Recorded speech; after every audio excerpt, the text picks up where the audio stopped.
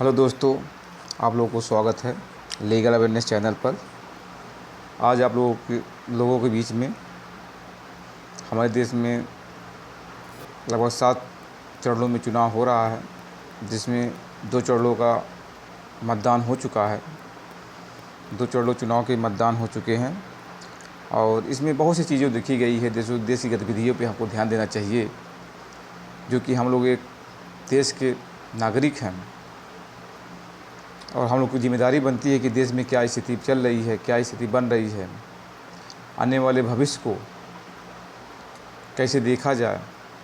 इन सभी को लेकर आज हमने कई चीज़ों पर एनालिसिस किया है, जो देश की स्थिति पे दर्शाता है कि जब देश में चुनाव का माहौल चल रहा हो, ऐसी स्थिति में देश किस दिशा में जा रही है और अब देश किस दिशा में जा रही है, इसको लेकर भी चर्चा करेंगे। और हमारे देश में जब चुनाव एकदम चरम पे हो, जब 2 चरण निकल गया हो, मतदान हो चुका हो, तीसरे चरण की तैयारी चल रही हो, कहीं पर्चा दाखिला हो रहा हो, कैंडिडेट अपना उत्सुक मना रहे हों कि भाई पर्चा दाखिला करना है, ऐसी स्थिति में जब देश के बड़े से बड़े लीडर पूरी तरह से अपने आप को झोंक दें चुनाव में, ये पक्ष हो विपक्ष हो, दोनों में ऐसी स्थिति बहुत गंभीर हो जाती है और देश में एक नैरेटिव सेट किया जाता है कि चुनाव की एक मैनिफेस्टो होता है। हर पार्टी की अपनी मैनिफेस्टो होती है, मैनिफेस्टो के अनुसार अपने चुनाव लड़ता है। कोई पार्टी अपने मैनिफेस्टो पे पूरा खरा उतरती है। जैसे कि बीजेपी को लेकर मैं कहूँ, उनके मैनिफेस्टो में जो 2014-2019 में था, लगभग कुछ चीज़ों को लेकर उन्होंने बढ़िया काम किया था। जैसे 370 को हटाना और राम मंदिर को, जो मैं इसमें सहमत हूँ और सपोर्ट भी करता हूँ पूरी तरीके से, इन्होंने जो मैनिफेस्टो में काम किया, लेकिन कुछ वजह से, कुछ कारणों से इन्होंने कुछ काम नहीं पूरा कर पाए हैं। जैसा कि इसमें हमारे देश में बेरोजगारी को लेके बहुत चरम सीमा पे है, महंगाई को लेके चरम सीमा पे है। ऐसी स्थिति में देश का माहौल, देश का एक तबका महंगाई से लड़ रहा है, मिडिल क्लास। जब देश का प्रतिनिधित्व करने के लिए आपको चुनाव करना है, आपको वोट देना है, तो ऐसी स्थिति में आपको बहुत सोच विचार का वोट देना चाहिए। इसलिए कि देश में जब एक नैरेटिव सेट होता है कम्युनिटी के खिलाफ, इस समय बहुत ज़्यादा चल रहा है। जब देश के यशस्वी प्रधानमंत्री साहब जब देश पे चर्चा करते हैं, एक कम्युनिटी के खिलाफ नैरेटिव सेट करते हैं, देश में चुनाव में जब हिंदू मुस्लिम किया जाता है, ऐसी स्थिति में देश की स्थिति बहुत गंभीर हो जाती है। और हम सभी लोगों का एक जिम्मेदारी है कि इसको किस तरह से निपटा जाए। हम लोग भी LLB के छात्र रहे हैं और ओपोजिशन समय पे प्रैक्टिस भी कर रहे हैं। तो ऐसी स्थिति में हम लोग से अछूता नहीं रह जाता है। तो हम लोग भी चाहते हैं कि अपने बातों को रखें, चर्चा करें कि हमारे देश की स्थिति किस तरह है या किस तरफ करवट ले रही है, और हर चीज़ों पे हमको डिस्कस करना चाहिए, चाहे पढ़ाई को लेकर हो, राजनीति को लेकर हो, देश की सामाजिक स्थिति क्या है, सामाजिक स्थिति क्या है, आर्थिक स्थिति क्या है। और ख़ास करके चुनाव में तो बहुत ज़रूरी हो जाता है कि आपको अपनी बात कहने का मौका मिलता है, अपनी बात पूछने का मौका मिलता है। चुनाव हो जाता है, आपके पास कोई नहीं आता है। जब चुनाव का माहौल होता है तो आपके पास हर कोई नेता आता है, नेता के कार्यकर्ता आते हैं, पार्टी के कार्यकर्ता आते हैं, तो आप उनसे अपनी बात रख सकते हैं कि भाई हमारे देश में 10 ने आपको 5 साल चुन के दिया, तो आपने 5 साल में क्या क्या किया। ऐसे स्थिति में आपके पास एक बहुत बड़ा एक मौका होता है अपने आप को पूछने, अपने आप से भी पूछो और जो पार्टी के कार्यकर्ता है उनसे भी पूछो, और जो भी टिकट पाते हैं अपने क्षेत्र से, जो क्षेत्र का ही जो नेता होता है वही विकास करता है। जो आपके क्षेत्र के सांसद होते हैं, जो सांसद यहाँ से चुन के जाते हैं क्षेत्र से, उन्हीं के ही माध्यम से आपके गांव में विकास होता है, क्योंकि उन्हीं की ही देख रेख में आपके रूप में आपके गांव के में काम आता है, ज़िले में काम आता है, प्रदेश में काम आता है। तो अगर आपका प्रतिनिधित्व जो करता है वो अगर ठीक ठाक नेता है, बोलता है और पार्टी में अच्छी पकड़ लगता है तो बहुत अच्छा होता है। तो हमें ये सब देख के चुनाव देना चाहिए।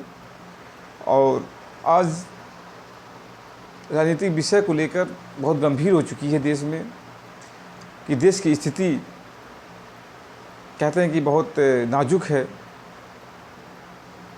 हर तरह से हर लोग अपनी तरह राय मशवरा दे रहे हैं, वीडियो बना रहे हैं, बड़े बड़े यूट्यूबर भी हैं।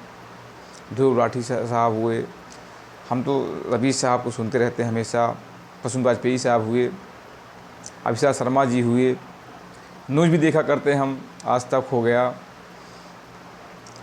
जो कि आज तक पे हमें लगता है सबसे ज़्यादा व्यूज़ देखा जाता है। अच्छे हमेशा डिबेट देखते रहते हैं कि क्या स्थिति चल रही है। तो हम भी बहुत कुछ एनालिसिस करके लेके आए हैं देश की स्थिति को लेके, चुनाव में जो अपनी बातों को रख रहे हैं।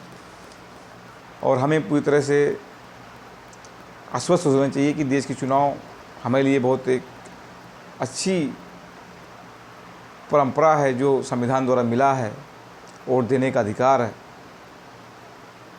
जो वोट देने का अधिकार एक साधारण परिवार को होता है, साधारण आदमी को होता है, वही वोट देने का अधिकार, उसका कीमत चाहे अरबपति हो या साधारण आदमी हो, एक ही समान होता है।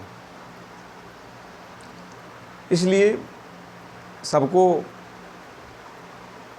अपने वोट का अहमियत पता होना चाहिए कि हमारे एक वोट से कितनी ताकत है, हम जिसको चाहे उसको बदल सकते हैं। और अपनी बातों को रखना भी बहुत ज़रूरी होता है कि हर क्षेत्र में कि किस हालात में हमारी स्थिति है, हमारी स्थिति क्या है, और किस समावेश में ये जा रहा है। किसी के विरुद्ध कोई अभद्र टिप्पणी ना करे, खासकर जब आप राजनीतिक पार्टी में हो। मेरा ऐसा मानना है कि आप जब चुनाव लड़ते हैं, एक आइडियोलॉजी होती है आपकी, एक मैनिफेस्टो होता है आपका, आप उस पर चुनाव लड़िए, उस पर आप डिबेट करिए। हम तो ये चाहते हैं कि जैसे प्रेसिडेंशियल चुनाव होता है यूएसए में, अगर उसे चुनाव हो तो और बेहतर होता है चुनाव, कि आप अपनी बातों को रखिए, जनता के बीच में रखिए। आप जनता के बीच में दोनों कैंडिडेट आवे, जो भी प्रधानमंत्री पद के कैंडिडेट हों, एक मंच पे आवे, डिबेट हो, हर आदमी अपना सवाल पूछे पत्रकार के माध्यम से, तो वो चुनाव और दिलचस्प हो जाता है। ऐसी स्थिति तो हमने जेएनयू के चुनाव में देखा कि दो चार कैंडिडेट होते हैं, जो भी कैंडिडेट अध्यक्ष, उपाध्यक्ष, सेनेट उपाध्यक्ष, जो भी पद हुए हम देखे चुनाव में अब की बार, तो उसमें अपनी बातों को लाके रखे, अपने विचार को लाके रखे। और जब ऐसे चुनाव होता है तो बहुत दिलचस्प हो जाता है। देश का हर जनता अपनी बातों को रखना चाहता है, बताना चाहता है, मगर उसको अवसर नहीं मिलता है। लेकिन एक चुनाव का मौसम ही है, ऐसा मौसम है कि गांव में हर तरह के लोग जाते रहते हैं, नेतागण जाते रहते हैं, नेतागण कार्यकर्ता जाने रहते हैं, पार्टी के वर्कर जाते रहते हैं। तो इस स्थिति में जनता अपनी आवाज़ को, अपनी बातों को रख सकती है कि भाई हमने आपको 5 साल के लिए चुन के भेजा था। जैसे हमारे यहाँ सांसद परवीन निषाद साहब हैं, जो एक संजय निषाद साहब के लड़के हैं, निषाद पार्टी के अध्यक्ष हैं इनके पिताजी। इन्होंने हमारे संत कबीर नगर ज़िले से 2019 में चुन के गए, लेकिन इनका बहुत विरोध हो रहा है। जब जनता के बीच में जाते हैं तो इनका बहुत विरोध हो रहा है। विरोध क्यों हो रहा है आप लोग सोच रहे होंगे। विरोध इसलिए हो रहा है, इन्होंने मोदी जी के नाम पे तो चुनाव जीत गया, लेकिन इन्होंने कभी जनता के बीच में नहीं आया, न कोई काम किए। हमें लगता है ये दिल्ली ही बैठ के, दिल्ली और गोरखपुर में बैठ के रह गए, कहें कि यहाँ के रहने वाले भी नहीं हैं। जब भाई यहाँ के रहने वाले नहीं हैं, यहाँ के क्या खाक हुआ करेंगे विकास। अब इस गांव-गांव जाते हैं, इनका विरोध होता है, मगर एक बीजेपी का हवा है, मोदी जी का जादू है, हो सकता है इस पर चुनाव निकल जाए, न मे बी नहीं भी हो सकता है। अगर ये कुछ काम किए होते शायद मैं कहता निकल जाते, मगर इन्होंने एक काम नहीं किया। कोई एक काम बता दे कि इनके माध्यम से कोई काम हुआ हो। इसके पहले सांसद सत्य त्रिपाठी साहब हुए, बहुत से काम किए ज़िले में। भालचंद्र यादव साहब हुए, स्वर्गीय भालचंद्र यादव साहब, जो यहाँ के ज़मीनी नेता के तौर पे जाने जाते थे, अब नहीं रह गए। अब उनके लड़के जो सुबोध यादव साहब अभी समाजवादी पार्टी में शामिल हुए हैं। इसके पहले आम आदमी पार्टी में थे, विधायकी लड़े थे, लगभग 20-25 हज़ार वोट पाए हुए थे। लेकिन इन सब छोटे मोटे विषयों में लेकर हमको उलझना नहीं है। हमको ये देश में एक प्रतिनिधित्व चुनना है जो हमारे बारे में सोचे, हमारे रोज़गार के बारे में सोचे, महंगाई के बारे में सोचे कि महंगाई कैसे दूर हो। ऐसे विचारों को लेकर सोचे कि हमारे देश में एक जो स्थिति है हिंदू मुस्लिम सिख ईसाई की भाईचारा बने रहे, ऐसे प्रतिनिधित्व को चुनना है। इसलिए मेरा मानना है कि देश की स्थिति बहुत गंभीर है और गंभीर होने के कारण देश में जब चुनाव चल रहा हो और जब एक कम्युनिटी को टारगेट किया जा रहा हो तो ऐसी स्थिति में और गंभीर हो जाता है। इसीलिए जब 2 चरणों का मतदान हमने देखा, उसमें चुनाव प्रसार के दौरान हमने जब जो फासले सुने नेता विपक्ष पक्ष, तो उसमें कम्युनिटी को टारगेट किया जा रहा है लगातार और एलिगेशन लगाया जाता है कि ये पार्टी के ऊपर कि ये एलिगेशन ये पार्टी ने इन्होंने इनको दे दिया। अब कहा जाता है कि बीजेपी वाले एलिगेशन लगाते हैं कांग्रेस पे। मैं किसी का प्रवक्ता नहीं हूँ, मैं बता रहा हूँ आपको अपने माध्यम से।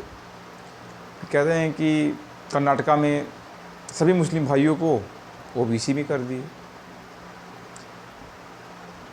अब पता नहीं सही एक झूठ, इसको पता हमको नहीं है, हमको छानबीन भी करना है। लेकिन भाई मुस्लिम भी तो यहीं के बासिंदे हैं, उनको भी आरक्षण मिलना चाहिए। मैं भी इसके पक्ष में हूँ। आपने जनरल कास्ट को दिया आरक्षण, कोई विरोध नहीं किया, पूरे देश ने इसको स्वागत किया। आपने 370 हटाया, उसका कोई भी उसको स्वागत करने के लिए था ही, देश हित में था न्याय ये निर्णय। राम मंदिर तो भाई सुप्रीम कोर्ट के आदेश से बना, फिर भी इसका क्रेडिट आपने पूरा लिया। इसका जब उद्घाटन हुआ आपने खुद जाके किया, राष्ट्रपति को नहीं बुलाया वहाँ, आपका कोई विरोध नहीं किया। जब देश में जब आप आए लगभग 400-450 का सिलेंडर था, आज 1100 पे सिलेंडर है, लेकिन आपका विरोध नहीं हुआ। आपने कहा जनता का या किसानों का आय दुगनी हो जाएगी, नहीं हुआ। ऊपर से उस पर लाठी भी बरसाए, 3 काले कानून भी लाए, उसका विरोध हुआ तो उसको वापस लिए। उसके बाद आपने कहा कि हमने जनता को और किसानों को नहीं समझा पाया। ऐसी स्थिति में आप हर तरह से फेल दिख रहे हैं। चुनाव में आपकी बातों का असर नहीं रह गया है, तो आप जब आपको बातों का असर नहीं रह गया है तो आप नैरेटिव कर रहे हैं एक कम्युनिटी के खिलाफ हमेशा, जो कि सेकंड वर्ल्ड वॉर में हम लोग देखा था। जब हम लोग हिस्ट्री पढ़ते हैं, मैं हिस्ट्री का छात्र भी रहा हूँ। सेकंड वर्ल्ड वॉर जर्मनी का जो तानाशाह था हिटलर, एक कम्युनिटी को बहुत टारगेट करता था, जो यहूदी थे। उसमें बहुत प्रताड़ित थे, लाखों को मार दिया जाता था, जला दिया जाता था, एक गैस के थ्रू उनको एकदम तरह से नष्ट कर दिया जाता था। इतिहास में कहा भी जाता है अगर कोई बहुत ज़्यादा प्रताड़ित कोई कम्युनिटी है तो ये यहूदी था। इसलिए मेरा मानना है कि किसी को प्रताड़ित नहीं करना चाहिए, किसी को टारगेटिंग नहीं करना चाहिए। चुनाव ठीक है, चुनाव है देश में, आप अपने मैनिफेस्टो अपने एजेंडे के थ्रू आइए, जनता के बीच में लाइए, बताइए, समझाइए उनको। जनता समझती है आपको वोट देगी, आप जीतेंगे। लेकिन आप जब एक कम्युनिटी के खिलाफ नैरेटिव गढ़ेंगे, दुष्प्रचार करेंगे, हमेशा उसको विलन के रूप में पेश करेंगे, भाई ये भी वो भी तो कम्युनिटी जिसके खिलाफ आप नैरेटिव सेट करते हैं, वो भी तो देश का एक बासिंदा है, देश का एक नागरिक है। उसकी भी एक जिम्मेदारी होती है। उसके भी बच्चे पढ़ने जाते हैं बाहर, यूनिवर्सिटी वगैरह में, हर जगह उसको भी तो सामना करना पड़ता है। ऐसी स्थिति में तो उस लड़के को, उस कम्युनिटी से आप पूछिए कि उसकी स्थिति क्या हो जाती है। कहा जाता है कि कहीं ट्रेन में जाए वहाँ भी दिक्कत हो जाती है कि भाई नाम पूछता है तो आदमी जैसे मुस्लिम नेम बताता है, उसके लिए दिक्कत हो जाता है। देश की स्थिति ये आ चुकी है। हमने इससे पहले तो नहीं कभी देखा था। हम लोग देश में इतने घूमे टहले, मगर जो स्थिति आज बनी हुई है देश की, वो स्थिति पहले कभी नहीं थी। तो ऐसी स्थिति में हम लोगों को अपने आप को समझाना है और परखना है कि हमारे देश का जो प्रतिनिधित्व करेगा, हमारी समस्याओं को, जो हमारी मूलभूत समस्या हैं, उसे कैसे दूर करेगा। हमारे देश में जो नौजवान बच्चे हैं, उसके रोज़गार के रूप में क्या वो सोचा है, क्या उसके पास आइडिया है, तब जाके हम वोट करें। सोचें तब वोट करें। इसलिए कि हमें देश की स्थिति के बारे में जानना बहुत ज़रूरी हो गया है। देश के युवाओं के बारे में सोचना बहुत ज़रूरी हो गया है। देश के किसानों के बारे में सोचना बहुत ज़रूरी हो गया है। जो ये देश में महंगाई चल रही है, इसके बारे में सोचना है। और इस स्थिति में अभी जब हम न्यूज़ देख रहे थे लगभग 8:30-9 बजे, तो 2 चरणों का मतदान हो चुका। कहते हैं कि इसमें बीजेपी बहुत पीछे चल रही है, आगे चल रही है। ये तो 4 तारीख को ही पता चलेगा, 4 जून को ही जब रिजल्ट आएगा। मगर मेरा भी जहाँ तक मानना है कि देश में बीजेपी का स्थिति कोई ज़्यादा ठीक ठाक नहीं है। आने वाले परिणाम बीजेपी के खिलाफ भी हो सकते हैं, पक्ष में भी हो सकते हैं। मगर जो नैरेटिव सेट किया गया था 400 पार, वो बीजेपी के लिए बहुत उल्टा हो चुका है। हो सकता है कि बहुमत इनको मिल जाए, ये भी हो सकता है बहुमत नहीं मिल पाए, कहेंगे चुनाव बहुत दिलचस्प हो चुका है। कांग्रेस पार्टी भी जो गठबंधन में जो पार्टियां हैं, बहुत मजबूती से लड़ रही हैं चुनाव, और बड़े बड़े लीडर भी चुनाव में लड़ रहे हैं, लड़ रहे हैं पूरी तरह से। मल्लिकार्जुन खड़गे साहब का भी नाम आ रहा है कि वो उत्तर प्रदेश से चुनाव लड़ेंगे, मगर ऐसा कोई अभी है नहीं। कथाकथित ये बयान है। और अखिलेश यादव साहब तो कन्नौज से चुनाव लड़ ही रहे हैं। वहाँ से डंका फूंकी दिया है, डंका बजा दिया, चुनाव का ऐलान कर दिया, नामांकन भी शायद कर दिया है। तो ऐसी स्थिति में उत्तर प्रदेश में भी स्थिति बहुत गंभीर हो चुकी है बीजेपी के लिए कि ज़्यादा हमें नहीं लगता कि जो 80 लोकसभा सीट है उत्तर प्रदेश में, 50 से ज़्यादा सीटें बीजेपी जीत सकती है। कांग्रेस का अभी तो 2-4 सीटों पे शायद अभी अनाउंस किए हैं। बहुत दिलचस्प बात ये हो जाती है कि एक हमारे देश में अखिलेश यादव के द्वारा पीडीए का है, वहीं पल्लवी पटेल और असदुद्दीन ओवैसी के द्वारा पीडीएम है, और बीजेपी का तो है ही अपना एनडीए गठबंधन। इन सभी को लेके मगर अभी पूर्वांचल में कोई इसका खासा असर पीडीएम का नहीं है।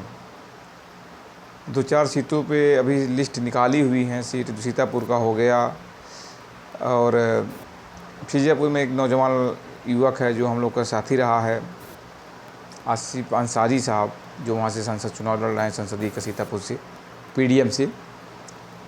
और बनारस से सीट आई हुई है शायद, अभी घोषी का नहीं अनाउंस किया, शायद वहाँ पल्लवी पटेल की माता जी लड़े वहाँ से चुनाव। इन सभी को लेके आप लोगों के बीच में मैं आया था, इन सभी के बारे में बताया। आगे की वीडियो को देखने के लिए हमारे चैनल को सब्सक्राइब करिए। बहुत बहुत नमस्कार।